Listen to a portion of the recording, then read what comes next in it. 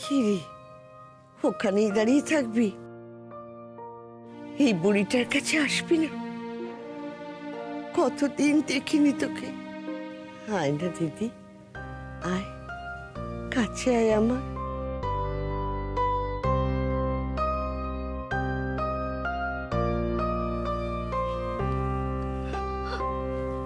চেহারার একই অবস্থা হয়েছে ঠাম্মি, আর শরীরটা এত খারাপ হলো কি করে?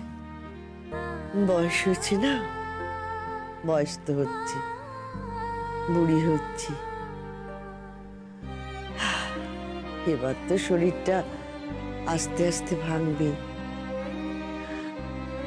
এরপর কোনদিন শুনবি আমার কথাটি ফুরলো, নোটে গাছটি মুড়লো। ঠাম্মি, সব বাজে কথা বলো না তো, চুপ করো। কেন রে, ভুল কিছু বলেছি? বয়স হলে চলে তো যেতেই হয়, সবাইকে আর চিরকাল থাকে রে। ঠাম্মি, কেন এই কথাগুলো বলছো বলো তো? চুপ করো না, তোমার যাওয়ার সময় এখন হয়নি।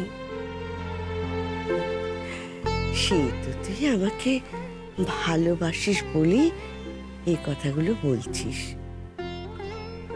জানিস দিদি, আজকাল না আমার তার কথা খুব মনে পড়ে। সে কবেই চলে গেল সংসারের সব দায়িত্ব আমার কাঁধে দিয়ে। এখন সে তো ওখানে একাই রয়েছে বল। আর ওই দেখো, বোকা মেয়ে কাঁদে। কাঁদছিস? আচ্ছা আচ্ছা, ঠিক আছে ঠিক আছে, আমি এখনই মরছি না। বিশ্বাস কর, আমার তো এখন মরে যাবার ইচ্ছে নেই রে। আমার তো অনেকগুলো স্বাদ, অনেকগুলো আহ্লাদ এখনো তো পূরণ হয়নি। এবার সেই পুজোর আগে থেকে কি শখ মনের মধ্যে ঘুর ঘুর করছিল জানিস? যাবে থেকে শুনলাম তুই আসছিস সেখানে গান গাইতে, আমি সকলকে বলে রেখেছিলাম যে আমি যাব মেঘ দিদির গান শুনতে। আমার মেঘ দিদি গান গাইতে আসছে। কতদিন তাকে সামনে থেকে বসে গান গাইতে শুনিনি, তাকে কাছ থেকে দেখিনি। কিন্তু দেখ, মা দুর্গার কি ইচ্ছে জানিস তো দিদি, আমার নাম আজকাল কিরকম যেন হয়। ওই মাঝে মাঝে ভুলভাল কথা বলি, ভুলে ভুলেও যাই। মাথার মধ্যে কিরকম সব যেন তালগোল পাকিয়ে যায়। ওরা তো কত কি সব বলে, ওই পটাশিয়াম, সোডিয়াম। তো চাই আমিও সব বুঝি নাকি? আমার শুধু মনে হয় আমার বুঝি দিদি ভাইয়ের সামনে বসে গান শোনা আর হবে না। কে বলেছে শোনা হবে না? তুমি আমার কাছে গান শুনতে চেয়েছো আর তা শোনাবো না আমি, সেটা কি হয়? হতে পারে না সেটা। দাঁড়াও ঠাম্মি, আমার যেখানে যাবার আছে আমি তাদের ফোন করে একটু বলে দিই, আমার দেরি হবে যেতে।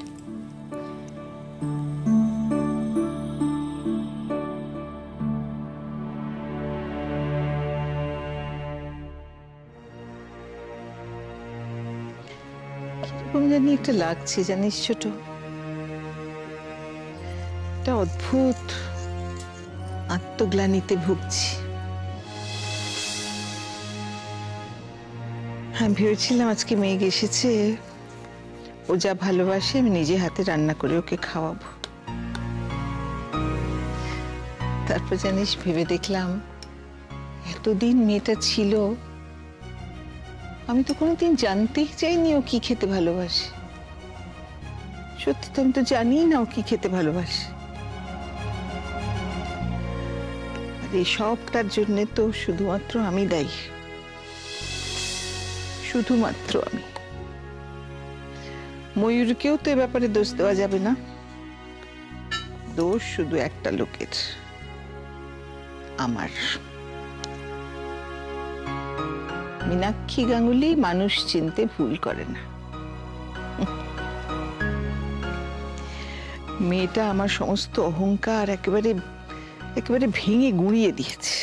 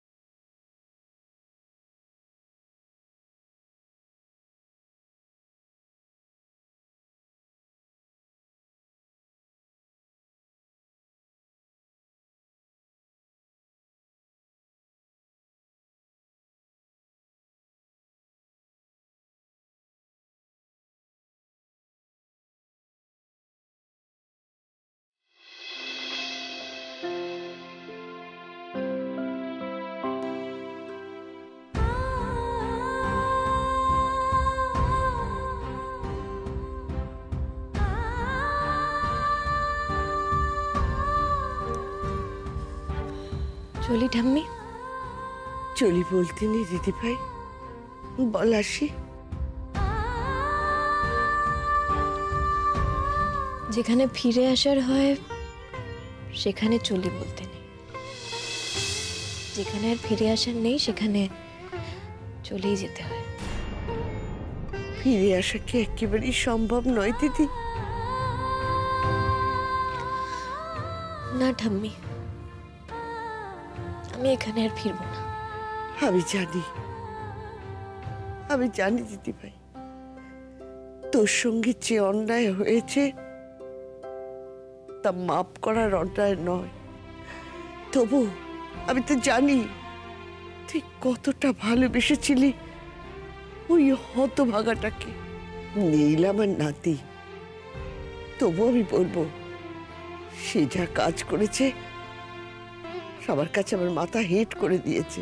সে যা করেছে চরম শত্রুর সঙ্গেও এরকম কেউ করতে পারে না। আমি আর ওসব নিয়ে ভাবতে চাই না। আমি সব স্মৃতি সবকিছু মন থেকে একেবারে মুছে দিতে চাই। আমি কোনো কিছুর ভারী আর নিজের মধ্যে রাখতে চাই না। পারিস কি? এ তো আর গাঁটরি বাঁধা ভার নয় রে মেয়ে, এ যে বুকের মধ্যে বয়ে নিয়ে বেড়ানোর ভার, এ যে ভালোবাসার ভার। না গো ঠাম্মি, এটা না ভালোবাসার ভার নয়, এটা অপমানের ভার। আমি জানি দিদি ভাই, আমি জানি ওরে, আমি যে সব জানি। তাহলে কেন বলছো ঠাম্মি? তুমি তো জানো যে তুমি বললে আমার অনেক বেশি কষ্ট হয়, আর তোমাকে কোনো বিষয়ে না বলার জন্য আমাকে বুকে পাথর রেখে বলতে হয়। আমি জানি তো দিদি ভাই, জানি।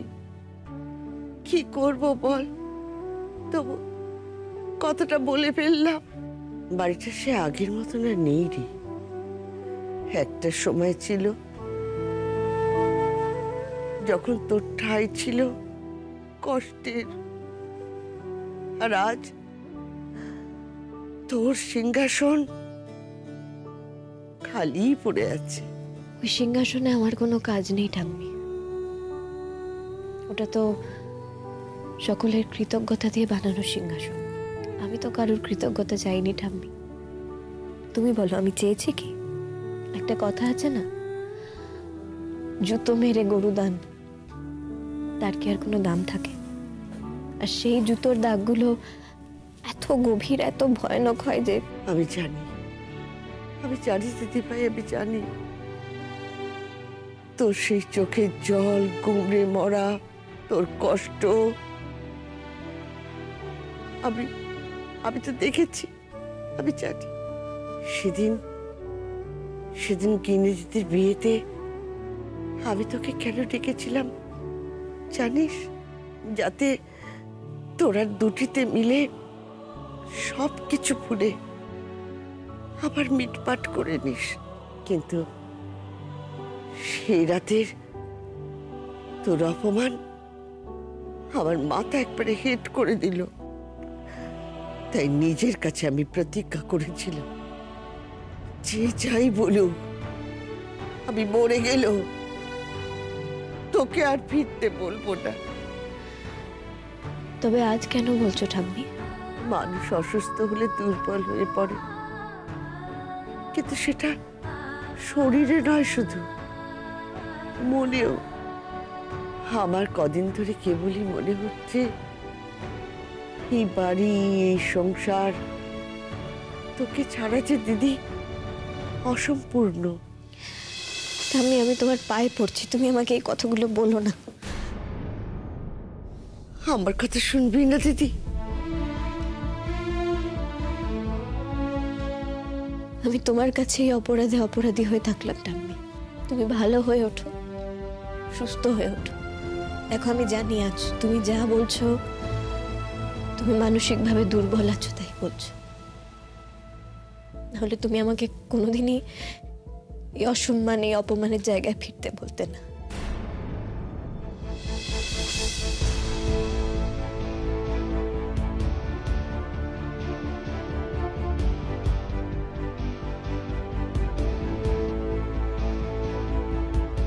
তাড়াতাড়ি সুস্থ হয়ে ওঠো ঠাম্মি, তাড়াতাড়ি সুস্থ হয়ে যাও।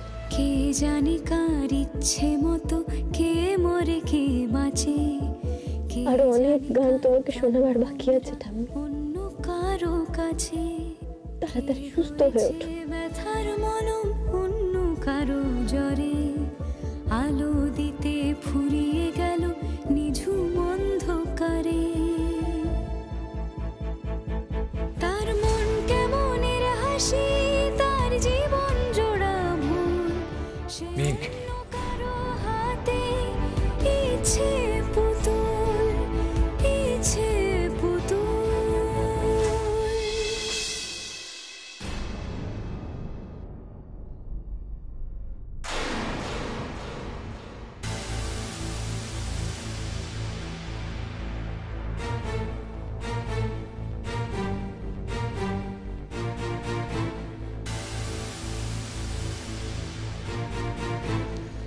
যা বলা তাড়াতাড়ি বলো। কেন এখন এত লুকিয়ে লাভ কি? যখন লুকানোর কথা ছিল তখন তো মাতলামি করে সবাইকে সবকিছু জানিয়েই দিয়েছো। এখন আমাদেরকে একসঙ্গে কেউ দেখলেই বা অসুবিধা কোথায়? কেন এখনো লুকোনোর দরকার আছে? তোমার এই অল্প বুদ্ধিতে কি তুমি সেটা বুঝতে পারবে? আমার তো কোনো এক্সপেকটেশন নেই, যা বলো তাড়াতাড়ি বলো। মুখ সামলে কথা বলো। হ্যাঁ রূপঙ্কর সান্যাল, আমাকে উল্টোপাল্টা কথা বললে আমি কি করতে পারি সেটা মাথায় রেখো। আর খুব তো বড় বড় কথা বলছি। ওখানে ফাংশনে নাকি কি সব করবে, এমন প্রবলেমস ক্রিয়েট করবে যে মেঘ আর জিষ্ণুকে স্টেজ থেকে নামিয়ে দেওয়া হবে। তো কি হলো? কিছুই তো সেরকম হলো না। মেঘ তো খুবই আরামসে ড্যাং ড্যাঙিয়ে গান করে স্টেজ থেকে নেমে চলে গেল, জিষ্ণুও চলে গেল। তুমি কি করলে? ময়ূরী, তোমার দারুণ বুদ্ধি। ওখানে নীলের পুরো পরিবার ছিল। তো আমাকে কিছু করতে দেখলে ওরা যদি আমার এগেইনস্টে কমপ্লেন করতো তাহলে কি হতো একবারও ভেবে দেখেছো? আমি একটা রিস্ক নিয়েছিলাম মেঘকে ভয় দেখাবার। ঠিক আন্দাজ করে মেঘ আমাকে থানা অবধি টেনে নিয়ে গেছে। আমি ডিসাইড করেছি আর কোনো রিস্ক নেব না, আপাতত আর কিচ্ছু করব না। এখন আমি ধরা পড়লে আমার লাইফ শেষ হয়ে যাবে, সারা জীবন আমাকে জেলে কাটাতে হবে। ভয় পেয়ে গেলে মেঘকে? না, একদমই না। মেঘকে যতটা ভালনারেবল ভেবেছিলাম এখন দেখছি ততটা না। কিন্তু প্রতিপক্ষকে দুর্বল ভাবার মতো বোকা আমি নই।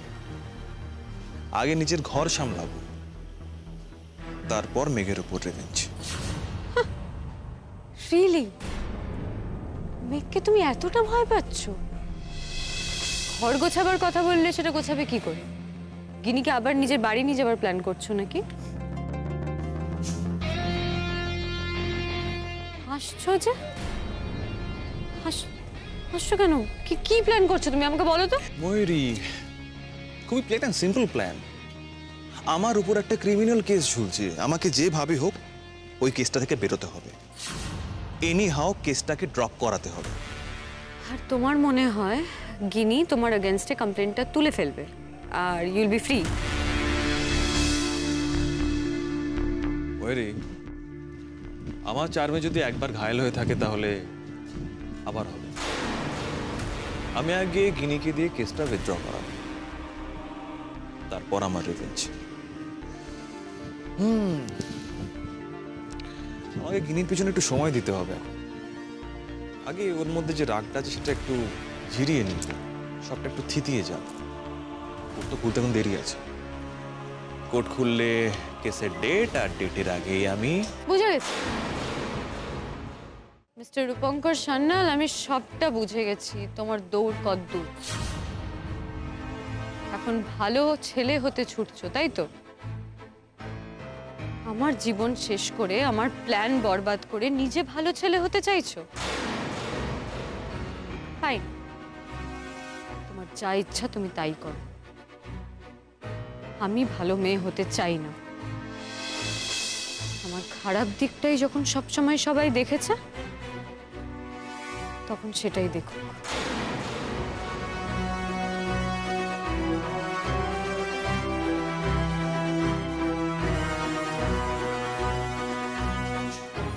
Stupid lady.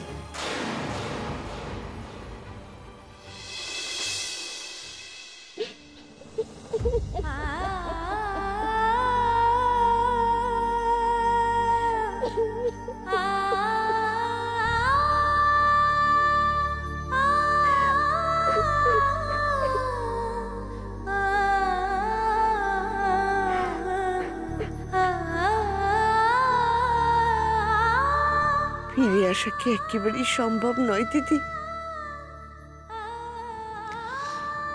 না ঠাম্মি,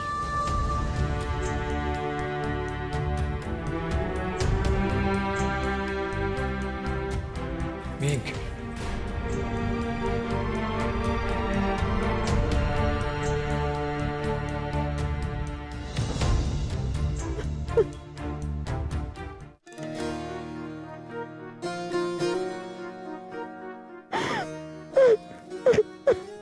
কাঁদছে মেয়েটা?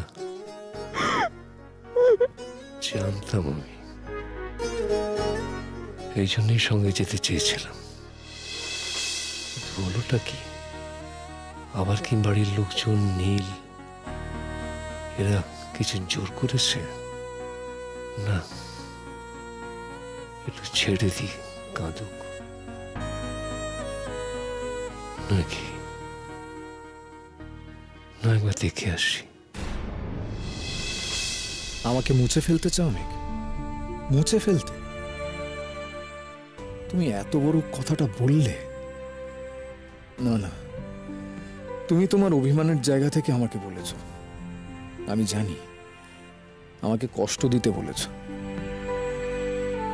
আসলে তুমি কখনো আমাকে মুছে দিতে চাও না, কারণ চাইলে সে তো কবেই করতে, কিন্তু পারোনি। আর পারোনি বলেই তো কষ্ট পাচ্ছ মেঘ। আমি খুব খারাপ, আমি একটা সন্দেহবাতিক মানুষ, আমি মানছি, কিন্তু আমি যে তোমাকে বড্ড ভালোবাসি মেঘ। আর তাই হয়তো তোমাকে এত আঘাত করে ফেলি। তবে আমি তোমাকে কথা দিচ্ছি মেঘ, তোমাকে আর আঘাত করব না, আর কখনো সন্দেহ করব না তোমাকে। তুমি শুধু এইবারটার মতো আমাকে ক্ষমা করে দাও।